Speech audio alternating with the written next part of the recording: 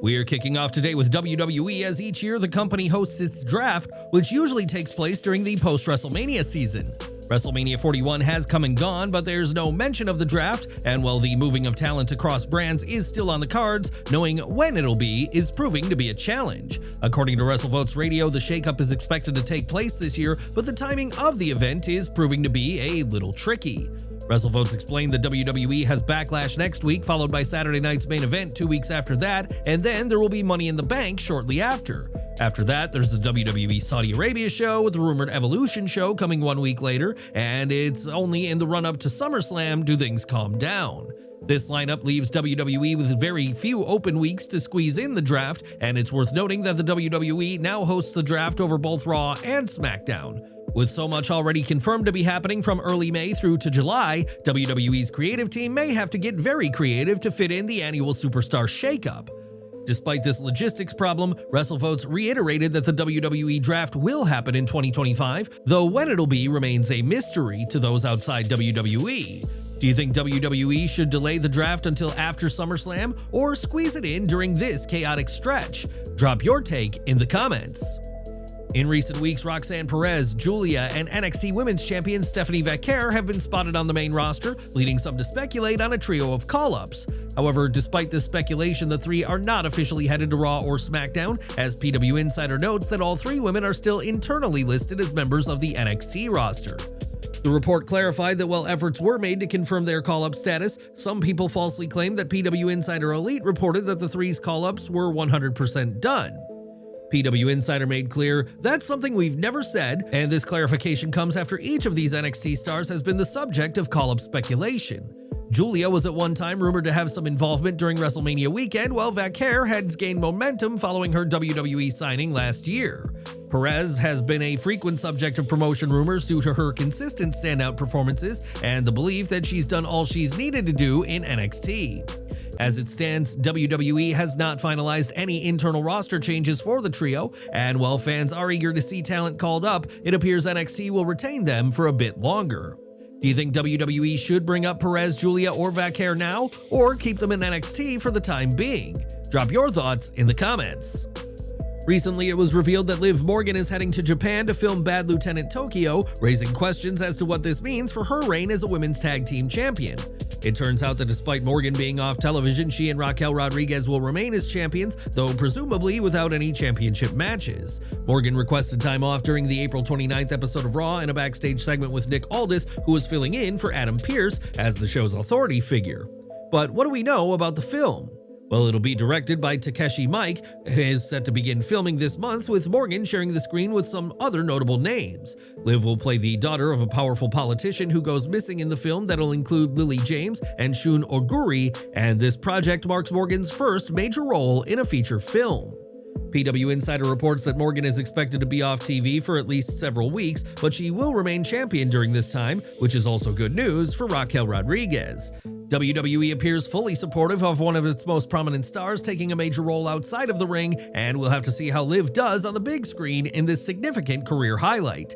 Do you think Liv Morgan and Raquel Rodriguez should defend the titles once she's back, or should WWE have crowned interim champions? Let us know in the comments.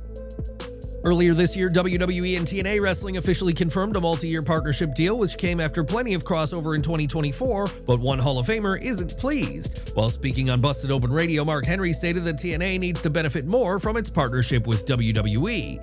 Henry pointed out that in matchups like Moose vs. Obafemi or Joe Hendry's appearances, WWE talent often comes out stronger and believes the dynamic should be more balanced. Both sides should be earning wins and building towards competitive matchups, and his comments come after Joe Hendry answered Randy Orton's open challenge at WrestleMania 41. While fans were thrilled to see Hendry, the reigning TNA World Champion, was quickly defeated by Orton, and Hendry emphasized that TNA must also come out ahead at times. Whether that shift happens remains to be seen, and do you think TNA needs to be getting more wins in this partnership with WWE? Let us know in the comments. Now, WWE has the trademark for a lot of terms, but recently WWE officially abandoned its trademark filing for the name Edge.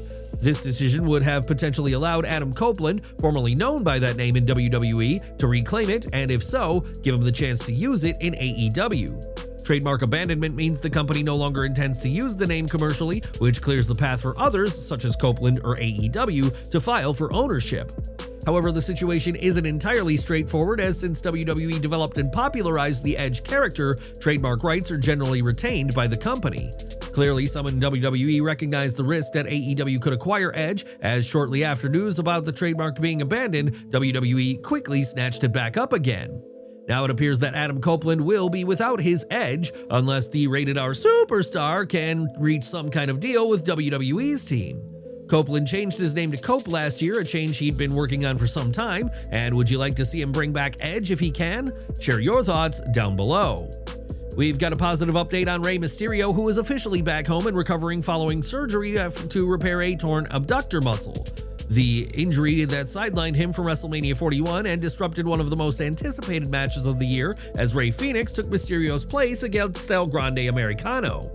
The surgery, performed earlier this week, was confirmed to be successful, and it's a positive sign that Mysterio has since returned to his California home to begin the recovery process. Although he hasn't publicly commented on the procedure yet, sources close to the situation say it went as planned, and that the WWE icon is already rehabbing under medical supervision. CM Punk has been a regular on WWE TV since recovering from his 2024 injury, but now fans have gotten their first glimpse at the best of the world in SYFY's new Revival series. This week, a new trailer dropped for the show which featured Punk, and this show, based on the best-selling series from Image Comics, won't be your typical zombie show. While the dead are walking again, they look and act just like they did before dying, and we'll have to see how Punk fares in this bizarre undead future when the show premieres on June 12th. Now, the Bloodline were once the undisputed rulers of WWE, but right now it feels like the group is falling apart piece by piece. On the latest episode of WrestleVotes Radio via WrestleBinge, Joey Votes revealed that Tama is dealing with an injury and added that it's worse than what was anticipated. It's unclear when Tama will return to the ring, but he is not the only member of his family that's currently on the injured list. At Survivor Series War Games, Tonga Loa suffered a torn bicep during the Bloodline vs. Bloodline War Games match, and Tama's injury could impact Loa's return. According to TC, a source for WrestleVotes, there were discussions about Loa returning this summer, but those plans may be postponed or scrapped due to Tama's situation. TC did acknowledge that both men being out could be a blessing in disguise, as it gives both Tonga brothers time to reset while WWE figures out what's next for the Bloodline. While both men are out, Jacob Fatu is riding high as the United States champion, while Solo Sikoa continues to slip into the background despite being the group's leader at one point. With Tama out indefinitely and Tonga Loa still rehabbing, the future of the Bloodline looks more unclear than ever, and time will tell what's to come for the faction. The last time Valhalla was in action, it was during the February 19th, 2024 edition of WWE Raw, where she came up short in a battle royal won by Raquel Rodriguez. In fact, Valhalla, aka Sarah Logan, hasn't won a singles match in WWE since the January 27th, 2020 edition of WWE Main Event, but fans may be seeing her back on TV soon enough. During an interview with Insight with Chris Van Vliet, Eric of the War Raiders was asked about his wife and said that she's considering an in-ring comeback. Eric praised his wife as someone who works so hard and is so dedicated and disciplined, adding that she helps keep him on his diet. Valhalla is getting back into battle shape with intense training, according to Eric, and all of this training comes after she gave birth to the couple's second child last Thanksgiving. Eric said at the time that Valhalla was going feral again and assured fans it was just a matter of time before she was back on TV, though that has yet to happen for the Riot Squad alum. As for when Valhalla returns, that isn't just up to her, but also WWE's creative team, but according to Eric, a comeback isn't a question of if, but when. Hulk Hogan has a storied career full of highlights, but that doesn't stop the Hulkster from telling some tall tales, and now his latest claim is raising eyebrows. In a recent interview with TMZ Sports, Hogan stated he was Brock Lesnar's first opponent after Lesnar left the UFC, a claim that doesn't align with the actual timeline. He said, "I've been in the ring with some really crazy wrestlers. Like I got Brock Lesnar right after he left the UFC. I got in first." Lesnar departed UFC after his loss to Alistair Overeem at UFC 141 on December 30th, 2011, and he returned to WWE on the post-WrestleMania Raw on April 2nd, 2012. Lesnar's return saw him attack John Cena, and his first match would be against Cena, not Hogan, at the Extreme Rules 2012 pay-per-view. Despite what Hogan claims, the only time Hogan and Lesnar faced off in WWE was on the August 8th, 2002 episode of SmackDown when Lesnar defeated Hogan by technical submission. This match happened years before Lesnar even competed in the UFC, and close to a decade before Hogan claims his rematch with Brock came after the Beast's UFC run. Do you believe Hulk Hogan misremembered the timeline, or do you think he was intentionally lying? Please share your thoughts and feedback in the comments section below. We've got some major developments happening backstage in WWE next, as it's been reported that multiple names have been let go from the company. According to PW Insider, Christine Lubrano, who was WWE's Senior Vice President of Creative Writing Operations, has been let go, along with at least 10 to 12 names to have been fired. Lubrano's departure marks another significant change within WWE's creative leadership structure as the company continues to evolve under the TKO Group Holdings umbrella. At this time, Lubrano's name is the only one confirmed to have been cut, and she had served in the role with the creative writing operations team since January 2021. As part of her role, she oversaw the writing for both Monday Night Raw and WWE SmackDown, and it's unclear who will fill her shoes in this important job. It's rarely fun to lose your job, and we're hoping that Lubrano and all those let go from WWE land on their feet after being cut from the company this week. For some time, there's been rumors and speculation that The Rock and Triple H have legitimate issues, with some believing the pair butt heads when it comes to creative choices. Unsurprisingly, neither man has gone on the record to say that there are issues backstage in WWE, but Vince Russo remains convinced that there are some serious problems. On a recent edition of his Brodown podcast, Russo discussed The Rock's defense of his absence from WrestleMania, in which he made clear that wrestling is a work. Russo pointed out that in his post, The Rock mentioned himself, Cody Rhodes, John Cena, and Brian Gewirtz as big names involved in storytelling, but forgot to mention Triple H. Russo argued that The Rock not mentioning WWE's chief content officer in this discussion about storytelling tells you all you need to know, and clearly believes there are issues. Russo later stated that The Rock has never gotten along with Triple H or Shawn Michaels, and added that he'd with someone in wrestling it can last 30, 40, 50 years. But what do you think? Was The Rock's post a genuine swing at Triple H? Do you believe that there are genuine issues between the two? Share your opinions down in the comments section. Now, it was in 2023 that Nick Aldis made his long-awaited debut in WWE, but instead of being a wrestler, the former NWA World's Champion arrived as SmackDown's general manager. Aldis has been laying down the law on the blue brand ever since, and with it being years since he last wrestled, there's been speculation about the fate of his in-ring career. On WrestleVotes Radio, the team discussed the rumor that Aldis would face Randy Orton at WrestleMania 41, given that the Brit had been hit with the RKO multiple times. Despite Aldis being the betting favorite, WrestleVotes shared that WWE never considered him for the spot, and that him taking an RKO recently was done to kill a week of TV. At that point, WWE had already locked in Joe Hendry as Orton's opponent, but it was added that Aldis is open to competing down the road if the story makes sense for him to lace up his boots. Aldis is a former NWA and TNA World Champion and has held other gold throughout his career, so it's no wonder why fans are hoping to see the British wrestler compete in a WWE ring one day. Would you like to see Nick Aldis wrestle in WWE? Who should be his first opponent if that happens? Share your picks down below in the comments. In February, it was revealed that several names had departed TNA Wrestling, including Josh Matthews, who had been with the company for 11 years prior to leaving. After his exit from TNA, Matthews was backstage at 2 AEW events, a Dynamite episode back in March, and later at the AEW Dynasty pay-per-view.